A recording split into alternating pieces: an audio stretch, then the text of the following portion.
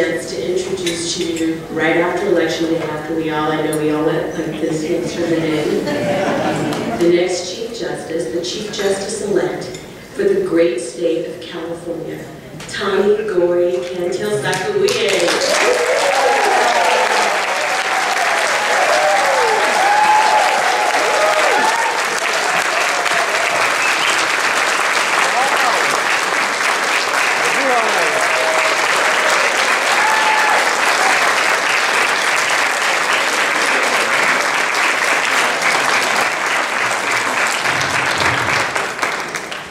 Thank you for that incredibly warm and supportive reception. I thank you, Mona, my dear, dear friend, close to my heart, who I've read about in the papers in Washington, D.C. with the Clinton administration, in California with Kathleen Brown. And later on, I'm going to talk about your work and your handiwork behind the scenes of this election year.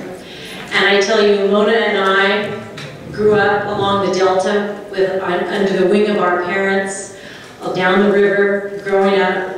Who would have thought, who could ever have dreamt this big? I don't think we could have, and we didn't. But I want to say, I want to thank Fonz for inviting me to deliver the keynote speech tonight. I sat here and I listened to the stories from the Manongs and growing up, and I watched the wonderful film of Mr. Itliong, knowing the story, putting my eyes on his son. And I tell you, all I could think of as I sat there at the table was, I am rich. Everyone in this room is rich, and rich with power and strength of those who have come before us. We have a history that is a source of strength that very few cultures can ever hope to draw on or learn from. We are the history of this state, and we are growing. And I sat here and thought, you know, I looked at my name. My name is such a mouthful. I mean, in my profession, by the time I say, Tani Cantil-Sakauye, you know, 15 minutes have gone by, and that's all we give attorneys to argue in front of the appeals court. I tell you, my name is long, it's a mouthful, but it, just like your name, has a history. My name, just like your name, tells a story. Tani is from Hawaii, where my father was born. Gori is my Filipino mother's name. It is the clan name. Cantil is my Filipino Portuguese father's name. Sakauye is my husband's name, my married name. And so when we speak my name, or your children's name, it always comes laden and rich with history. And we should always make people pronounce our name correctly, and we should always represent it with name. That's right. Cool time. I think as I've heard the stories tonight, and I've thought about what people were saying in conversation at my table, I think it's very important that we take tonight with the stories, with Fonz, here together, to take a moment to think and reflect about those who have gone before us. Those Manongs, our ancestors and our family, those members who are no longer with us, but whose spirit you can feel in this room. Those are the people who started us on this journey, and we should remember our family and ancestors who guide us on this journey. And so I think it's appropriate, at least for me, amongst all of this love and family, to take a moment of prayerful silence and observe those who are no longer with us and thank them silently for where we are today.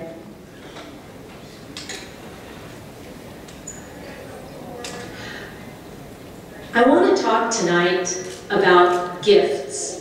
And when I want to talk about gifts are the priceless ones, the intangible gifts, the gifts that are only from intent and action. And the first gift I would talk about is the gift of courage.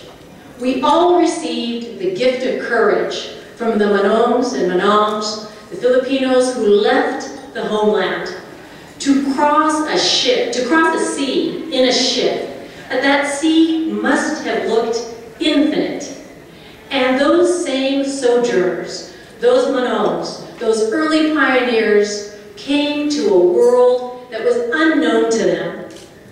I cannot imagine what combination of faith, willpower, hope, dreams led them to board that ship. Because in boarding that ship and crossing that infinite sea into an unknown world, our Manongs, our ancestors, gave up family. We heard the story tonight. We know many like that. They walked away from families and friends in the hope, in the dream of finding a better life, and maybe returning to the Philippines, able to provide a better life for their family, to create opportunity. And for many, if not most of those Manongs, that dream, sadly, never materialized. And I hold that in my heart, that heartache of a dream unfulfilled, of folks who came and hoped. And I do not know what it took to board that ship. But I am certain that whatever their dreams, whatever propelled them to get on that ship and stay on that ship, took courage. And you know, it's what they say about courage is very interesting. They say that courage is not the absence of fear, but it is to act in spite of it. And those Manongs, those early pioneers who boarded that ship, they were men who knew their fear, but acted in spite of it, and went forward into the unknown. The courage the Manongs possessed when they landed here was in spite of the prejudice and the racism and the unkind acts and the stolen dreams. The courage that the Manongs possessed, they lived daily, silently, from sunset to sunrise. The courage the Manongs possessed led them to stay here, to build, to be that first generation, to bring forth the rest of the generations. And I think about that courage, and Anna mentioned it. It's inspiring, it's our strength. And she said, you know, when you step into the ring, you draw on that because you're Filipino and you're American. And I understood that, because when I was a new lawyer and I stepped in that courtroom, I tell you, first of all, no one could say my darn name. They thought I was the clerk. They'd give me some papers and say, go file this. And I would be hurt, and I would be sort of shaken in my confidence to fulfill my job as a lawyer. And then I would draw on the strength and courage of my history and my heritage and my Manongs, and if they can work in a field and they can do this hard work, I can be in this air-conditioned office and fighting verbally.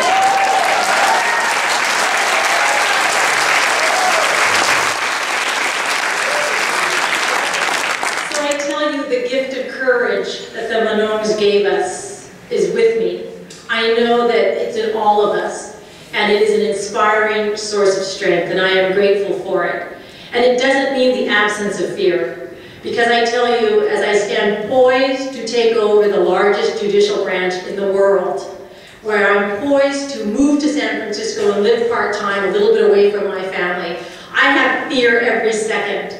But I'm going to, just like the Manongs, act in spite of that fear, to do the right thing, and to do what they would have wanted me to do. What Mona said, they gave us the opportunity to dream. And I am not going to squander that dream out of fear.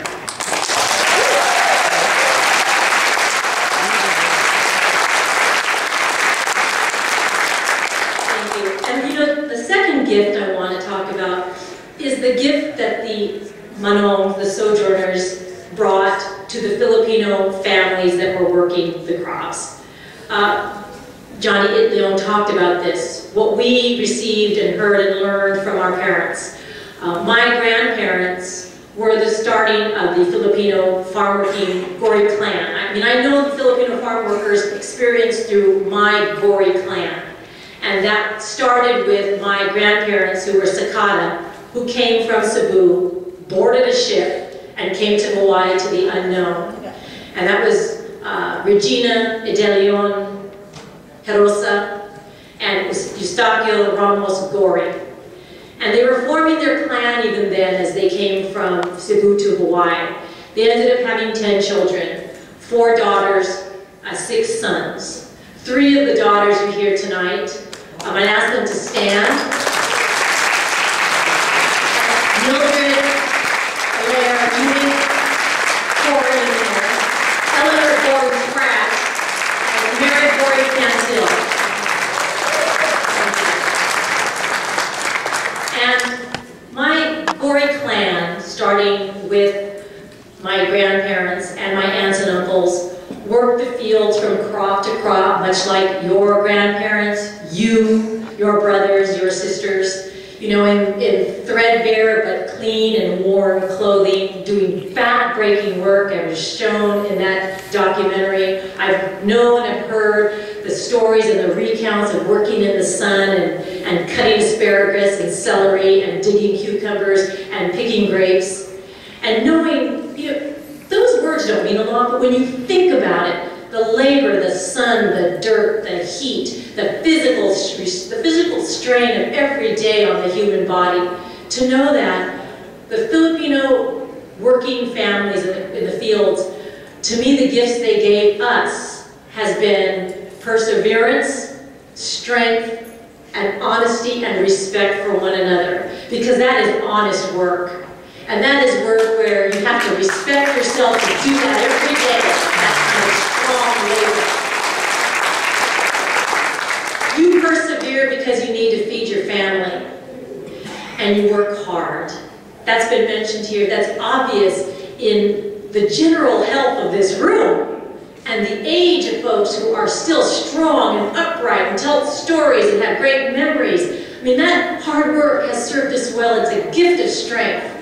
And I think about my mother and my aunts and my uncles. Now my mother and all of her sisters, all 4 of them, the 3 sisters and my mother, all became mothers and all became just wonderful contributing citizens, teachers, mental health administrator, executive secretary, legislative editor. My 6 uncles, all fathers, all war veterans who honorably and proudly served their country, became a lieutenant colonel, a chemist, an artist, a federal worker, just people who took the gifts of perseverance and hard work and strength and honesty and turned it into a successful formula. And that's because my grandparents, who Sakata, came from Cebu to Hawaii to the Philippines, worked up and down the fields, had 2 children in Hawaii, 2 children in Delano, and then what, 6 kids elsewhere, were folks who had a family, raised a family, and taught the values. And it's really amusing to me that the values that the Filipino families lived and led by are now best-selling books. You know, you could be a doctor, and if you tell people to work hard and have persevere, I mean, that's the stuff that now people pay money to hear.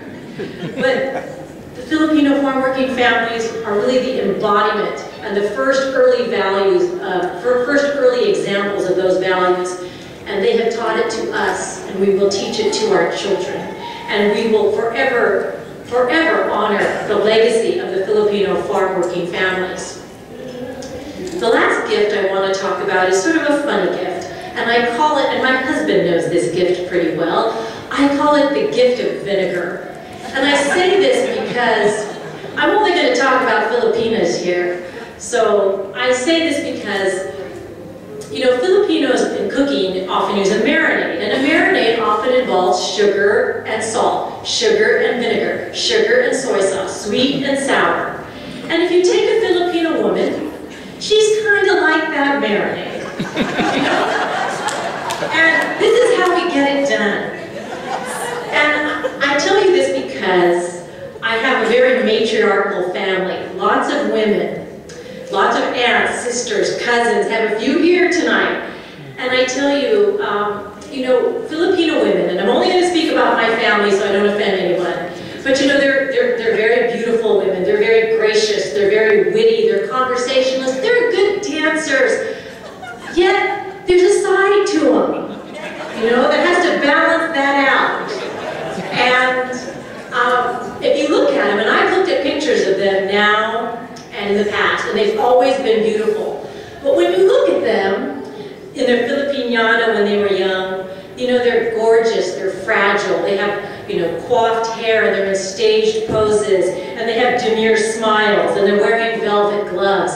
But underneath those velvet gloves are fists of titanium. My grandmother was probably the greatest of the sweet and sour, and she passed that craft on to her daughters, my aunts, my mother. And I tell you that, by example, for instance, just having my aunts here this weekend, we've been talking about family stories. And so I heard a story about how, and she will go unnamed, one of my aunts as a teenager, who was just fed up with mean gossip, actually did the, Anna Julaton on a Filipina elder. She just, that was the vinegar. She was sweet, she was fed up, and she finally, after mean gossip, kind of let it fly and caused a brawl in a dance studio. And here's another example of the vinegar, or that of a Filipina, and I'm only going to talk about the Gory family, and that is the time when, fed up with bullying by a Caucasian boy in school, one of my very petite, lovely, gracious aunties chased that boy down, took to the boys' room, which, you know, in those days, you know, girls weren't allowed in the boys' room, into the boys' restroom, and then went after him, mano a mano, where adults had to break them up. And see, that's the vinegar side of what I think is the Filipina strength. And I say that because when you make a marinade, or you make a beautiful woman, you know, you have this unpredictable aspect, but that's just the perfect complement to that marinade. And I don't mean now, in my life, that it's important to be able to physically assault someone. I'm only saying that it serves us well. There's this Filipina trait and great ability to jump ugly really fast.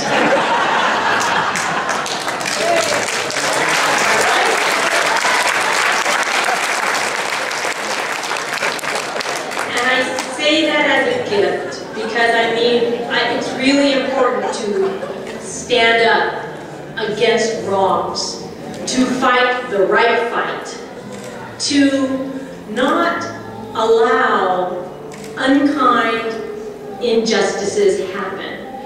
And through my matriarchal family of women, I've learned that, and I consider it a strength. And so I say it kind of humorously when I talk about the gift of vinegar, but I mean it. And I think it's important at the end of the day to sort of close with a macro and a micro look of Filipino-American history. And I know, and you all know, that in 1587, the first Filipinos landed in Morro Bay, and at that time they were known as Indios. And so when we talk about some approximate 427 years, 437 years later, what we know about Filipinos in the United States today is astounding. And what we know is that we are the second largest Asian American population in the United States. We know that in California, Filipinos are the largest Asian American population.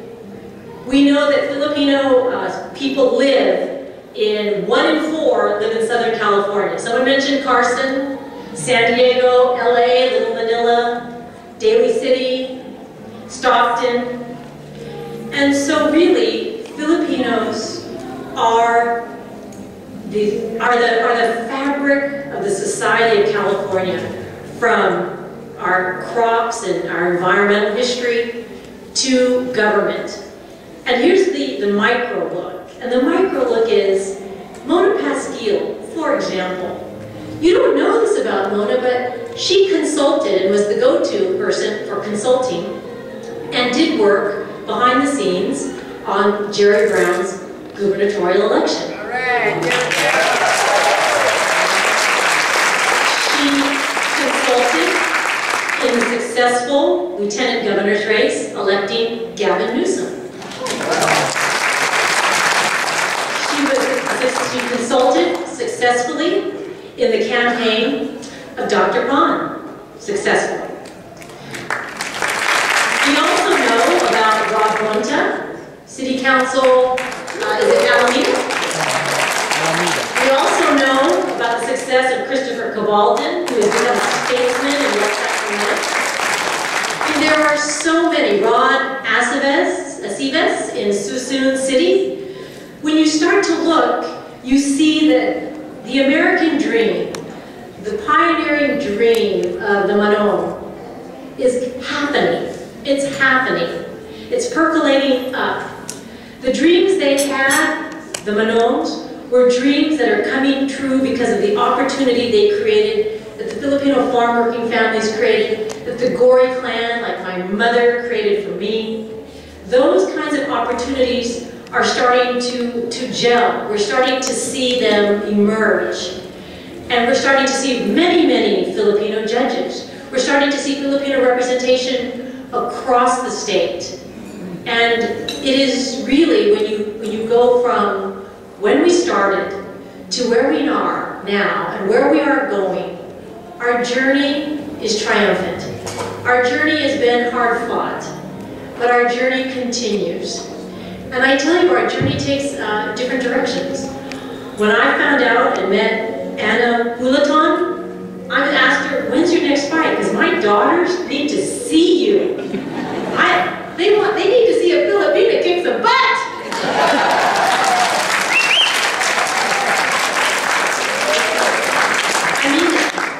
I mean that there are so many Filipino gifts still coming from the Manongs, the farm working families, you, your relatives, ancestors, my mother, my aunts, my cousins, my children, my husband.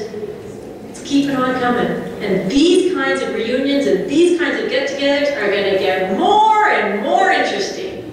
So I thank you for this opportunity to address you tonight.